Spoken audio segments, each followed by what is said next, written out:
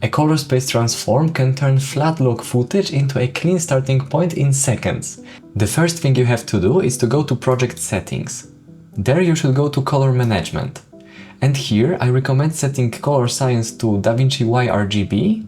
For timeline color space it will be DaVinci Wide Gamut / DaVinci Intermediate, and for output color space Rec.709 Gamma 2.4. When color management is set, we have to go to Camera RAW.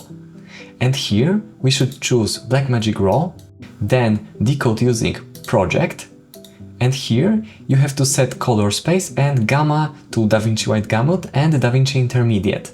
You can also set it later for each file individually, but setting it here makes it easy and decodes all your clips to the right color space and gamma for you. Then remember to click Save.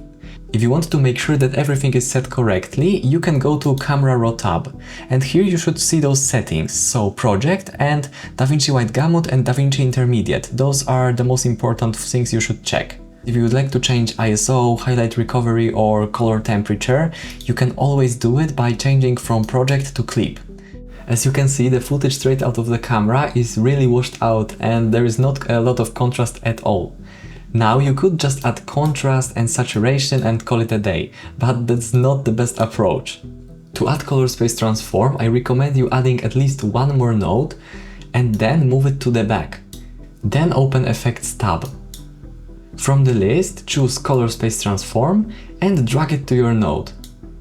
The important part is that this node has to be the last node in your node tree. The first thing you have to do here is to set input color space to DaVinci Wide Gamut and input gamma to DaVinci Intermediate. These settings describe the image entering the node, and they match the BRAW decode settings that we selected a moment ago. And below we set the output, so I set the output color space as Rec.709 and output gamma as Gamma 2.4. As you can see, the footage became much more vibrant, much more contrasty and saturated. I prefer using Gamma 2.4, some people prefer using 2.2. If you have very bright conditions in your room, maybe Gamma 2.2 would be better for you. Our footage is now converted to Rec.709 and it's a good starting point, but we can still tweak some things, like tone mapping. Tone mapping protects extreme brightness. You can check Use Custom Max Input and set it to maximum. As you can see, it affects the highlight in your image and the brightness range. I also check using Custom Max Output and leave it at default.